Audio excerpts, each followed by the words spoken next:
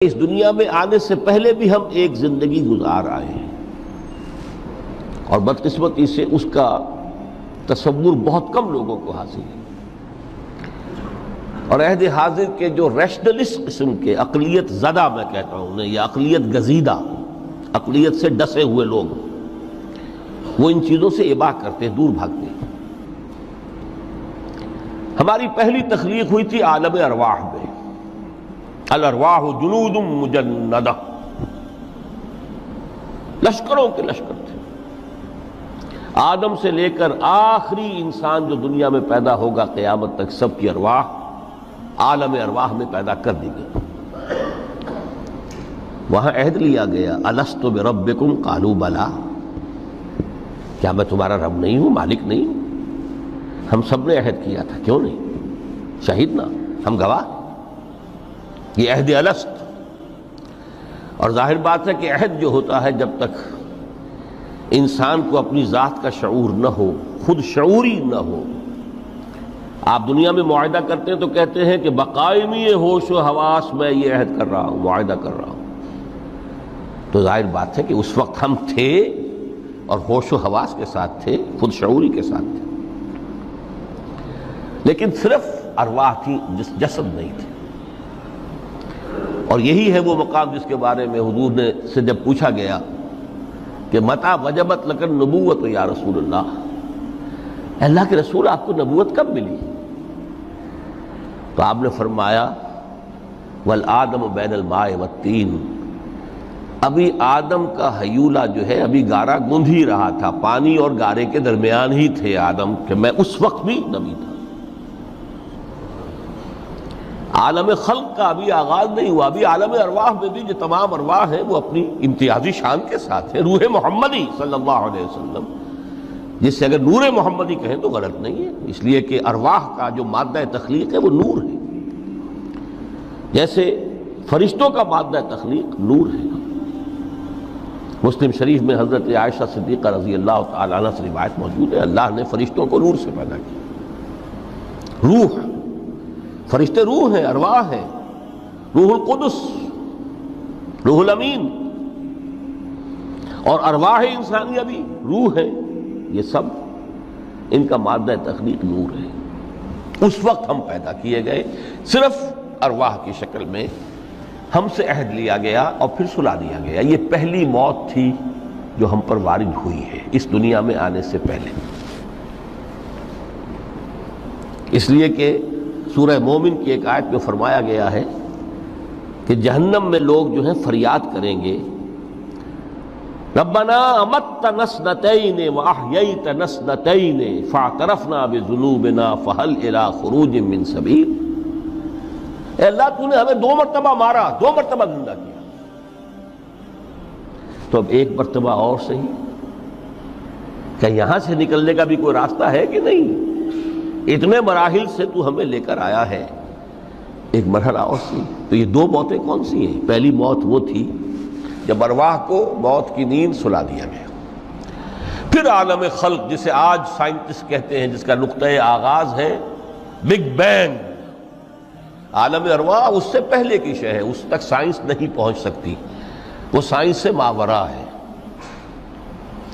لیکن جہاں سے سائنس شروع ہوتی ہے وہ عالم خلق کا آغاز ہے، بگ بینگ سے۔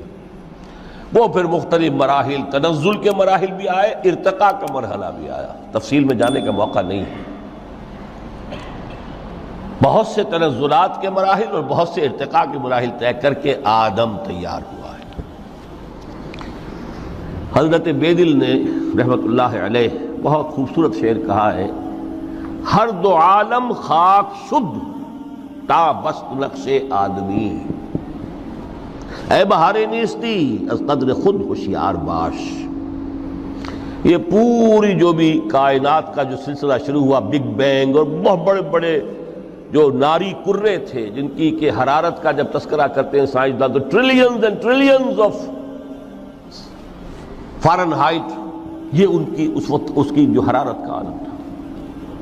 لیکن پھر وہ ٹھنڈے ہوئے، کچھ اس میں سے کوئی، پھر خاک کی تہ جو ہے زمین کے اس کرے پر آئی، ہر 2 عالم خاک شد۔ یہاں سے اب آدم کا حیولہ تیار ہوا تا بست نقش آدمی، اس کے بعد ارتقائی مراحل ہیں، اور پھر آدم کی وہ روح جو کولڈ سٹوریج میں تھی جب وہ لا کر پھونکی گئی ہے، جسد آدم جو ہے وہ مسجود نہیں تھا، مسجود تو تب بنا ہے جبکہ اس میں روح آدم وہ لا کر پھونک دی گئی۔ فَإِذَا سَوَّيْتُهُ وَنَفَخْتُ فِيهِ مِن رُوحِي فَقَعُوا لَهُ سَاجِدِينَ۔ یہاں سے حیات دنیاوی کا آغاز ہو گیا۔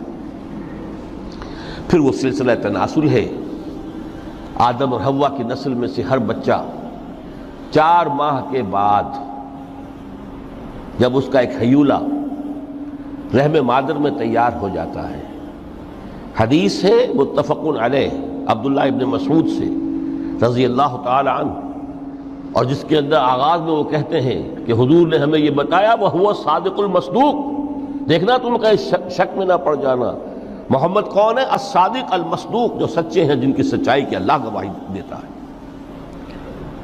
کہ رحم مادر میں 40 دن تم نطفے کی شکل میں ہوتے ہو، پھر 40 دن علقہ کی شکل میں ہوتے ہو، پھر 40 دن تو مضغہ کی شکل میں ہوتے ہو، پھر اللہ تعالیٰ فرشتے کو بھیجتا ہے جو اس میں روح پھونکتا ہے۔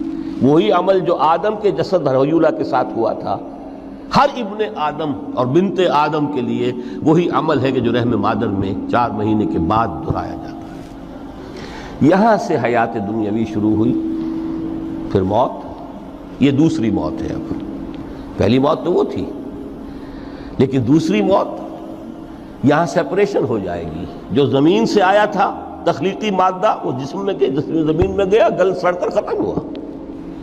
جو وہاں سے روح آئی تھی وہ اس زمینی وجود کا جو لب لباب ہے، جان، نفس، اس کو لے کر اپنے ساتھ، اور وہ جائے گی عالم بالا کو۔ پھر یہ ایک وقفہ ہے، پھر بعث بعد الموت ہے۔ تو احیاء بھی 2 ہو گئے، ایک مرتبہ پہلی موت کے بعد زندہ کیا اس عالم میں، آنکھ کھلی اس عالم میں ہماری، یہ پہلا احیاء تھا۔ کیف تکفرون باللہ وکنتم امواتا فاحیاکم ثم یمیتکم ثم یحییکم ثم الیہ ترجعون۔ دوسرا احیاء وہ ہوگا قیامت کے دن، بعث بعد الموت، اور پھر اس کے بعد وہ زندگی ابدی زندگی ہے، ہمیشہ کی۔ یہ تصور سامنے رکھیے۔ تو یہ جو تھوڑا سا وقفہ، یہ تو زندگی بہت طویل ہے۔ تو اسے پیمانہ امروز و فردا سے نہ ناپ، جاویداں پہم دماں، ہر دم جواں ہے زندگی۔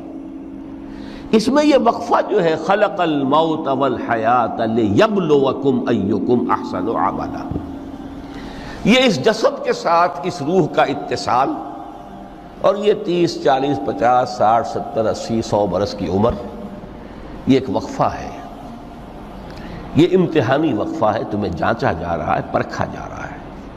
ایکم احسن عملا۔ اب اگر تو 2 چیزیں انسان پر واضح رہیں، اور نہ صرف واضح رہیں، مستحضر رہیں۔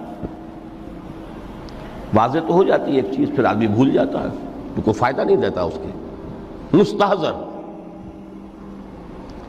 ایک یہ کہ اصل زندگی آخرت کی زندگی ہے، طویل ہے۔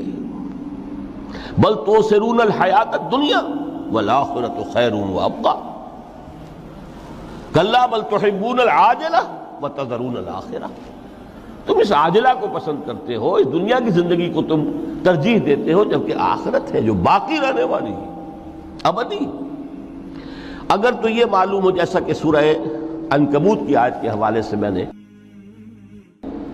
آپ کو آیت سنائی کہ وما هذه الحیات الدنیا الا لہو ولعب وان الدار الاخرۃ لہی الحیوان لو کانوا یعلمون۔ اصل زندگی جو ہے وہ آخرت کی زندگی ہے، کاش کہ انہیں معلوم ہوتا۔ ایک حقیقت تو یہ معلوم ہو اور مستحضر رہے کہ اصل زندگی آخرت کی زندگی ہے، اور دوسری حقیقت یہ کہ یہ دنیا کی زندگی ایک امتحانی وقفہ ہے۔ دین کی بات پھیلانا صدقہ جاریہ۔